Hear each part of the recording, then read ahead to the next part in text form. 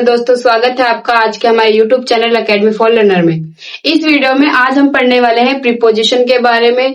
तो सबसे पहले आज हम जानेंगे प्रीपोजिशन होती क्या है और आज हम इसमें कुछ मेन प्रीपोजिशन पढ़ने वाले हैं आपकी क्लास के अनुसार। तो चलिए स्टार्ट करते हैं। सबसे पहले हम देखेंगे प्रीपोजिशन होता क्या है।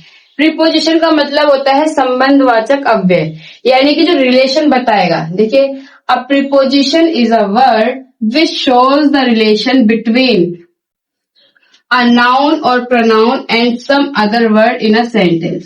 अब इसका मतलब क्या है? प्रीपोजिशन वह शब्द है जो क्या करता है, जो दिखाता है संबंध किसके बीच का, एक नाउन और प्रोनाउन के बीच का, जो दूसरे वर्डों से, यानी एक सेंटेंस में नाउन या प्रोनाउन का संबंध दूसरे अन्य शब्द से बताएगा, उसको हम क्या कहते हैं? प्रीपोजिशन कहते हैं।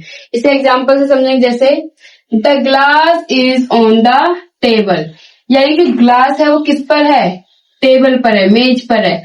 अगर यहाँ पे हम ऑन हटा दें, यानी पर हटा दें, तो क्या सेंटेंस बन जाएगा? The glass is the table, यानी गिलास टेबल है। तो ये सेंटेंस नहीं है। तो जब हमने ऑन लगाया तो हमें पता चला जो गिलास है उसका संबंध टेबल से कैसे, कि गिलास टेबल के ऊपर है।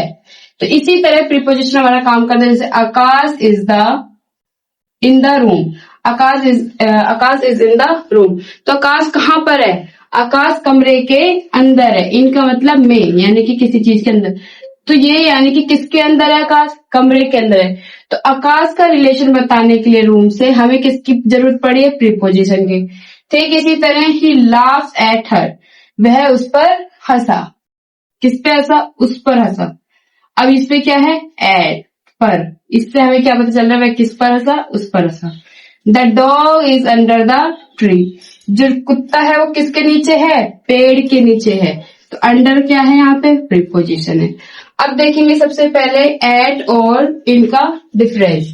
ये एट और इन दोनों का मतलब में होता है, लेकिन एट का प्रयोग हमें कब करना है और इन का प्रयोग कब करना है, ये देखेंगे।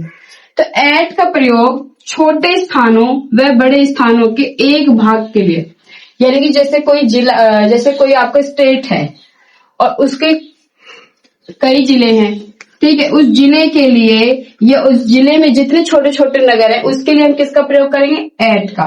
लेकिन इनका प्रयोग हम करते हैं बड़े स्थानों के लिए, जैसे मुंबई, दिल्ली और देशों के लिए भी करते हैं। अब देखिए, जैसे आई स्टेड एट मेरठ, मैं कहाँ ठहरा? मेरठ में।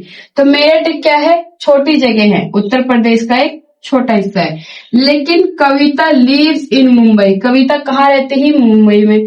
तो मुंबई एक बड़ा स्टेट है। तो बड़े स्थानों के लिए आपको इनका प्रयोग करना है और छोटे स्थानों के लिए एट का प्रयोग करना है। अब आगे देखेंगे। अब देखेंगे इन और आफ्टर, इन दोनों में क्या डिफरेंस है वो देखिए। इन बताता है हमें कि कार्य कुछ समय में होगा, जैसे कि कितने समय में होगा ये नहीं बताया, कितनी देर में हो जाएगा, कुछ ही समय में, क्षण भर में हो जाएगा। लेकिन आफ्टर हमें क्या बताता है? आफ्टर हमें बताता है कार्य कितने समय में होगा, यानी कि 2 घंटे में होगा या 4 घंटे में होगा। ठीक है, जैसे कि वह 4 बजे के बाद आएगा, तो यानी कि कार्य हमें पता है कि 4 बजे के बाद होगा, तो हमें पता चलता है कितने समय में होगा। लेकिन अगर इनकी बात करें तो ये कार्य कुछ समय बताएगा, जैसे कि मैं 1 घंटे में पढ़ लूंगा, तो हमें पता है कि वो 1 घंटे में कार्य कर लेगा। अब जैसे कि you will be well in 2 days, आप 2 दिन में ठीक हो जाओगे। तो कितने दिन में जाओगे? 2 दिन में। तो कार्य की क्या बता रहे हैं? कि कुछ समय में ये कार्य पूर्ण हो जाएगा।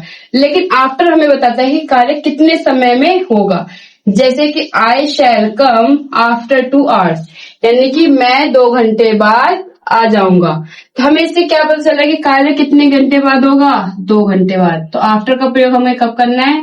कि कितने समय में होगा, तब तो हमें आफ्टर का प्रयोग करना होता है, और कितने, यानी कुछ ही समय में हो जाएगा, तब इनका प्रयोग करना है।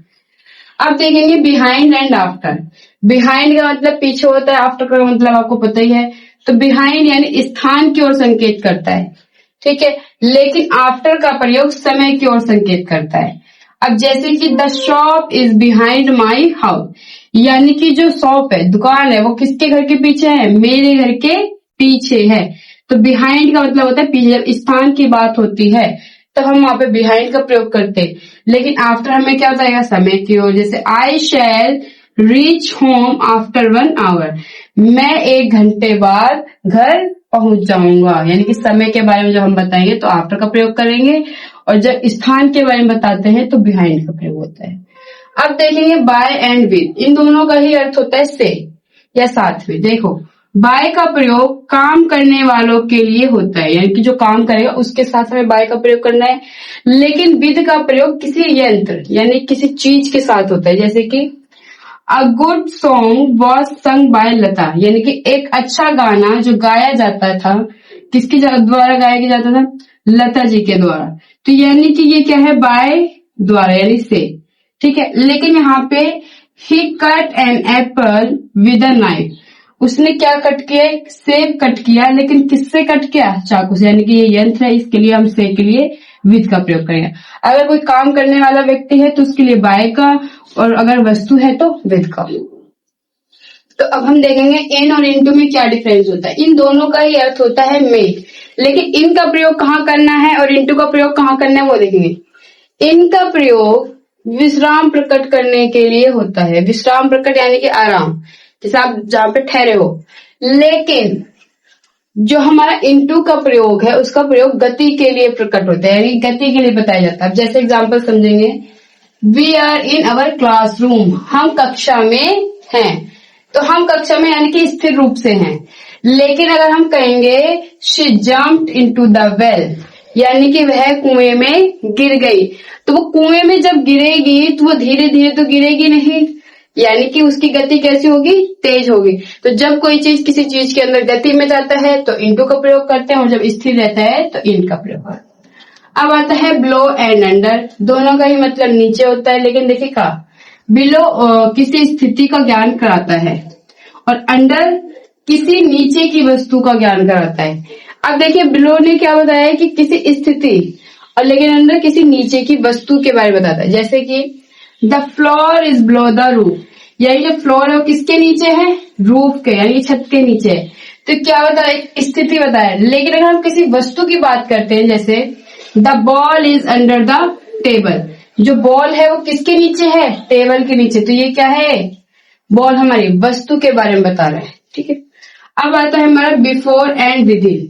बिफोर का प्रयोग समय की ओर संकेत करने के लिए होता है, लेकिन विद इन का प्रयोग अवधि बताने के लिए होता है। जैसे आई शैल कम बिफोर इवनिंग, मैं शाम से पहले आ जाऊंगा। लेकिन we shall reach there within 1 hour, मैं 1 घंटे में क्या करूंगा? वहां पे पहुंचूंगा। तो यानी कि जब अवधि दी जाए, अवधि यानी कोई एक टाइम पीरियड दे दिया जाए, तो उसमें हम विद इन का प्रयोग करेंगे। लेकिन जब आपको पता है कि समय यानी कितने टाइम से पहले में आना है और टाइम आपको पता हो, तब हम बिफोर का प्रयोग करते हैं। तो ये थी कुछ हमारी प्रीपोजिशन की वीडियो, जिसमें हमने मेन प्रीपोजिशन आपकी क्लास के अकॉर्डिंग बताया है। तो अगर आपको हमारी वीडियो अच्छी लगी हो तो प्लीज हमारे चैनल को लाइक, शेयर, सब्सक्राइब करें और बेल आइकन प्रेस करना ना भूलें। Thanks for watching this video.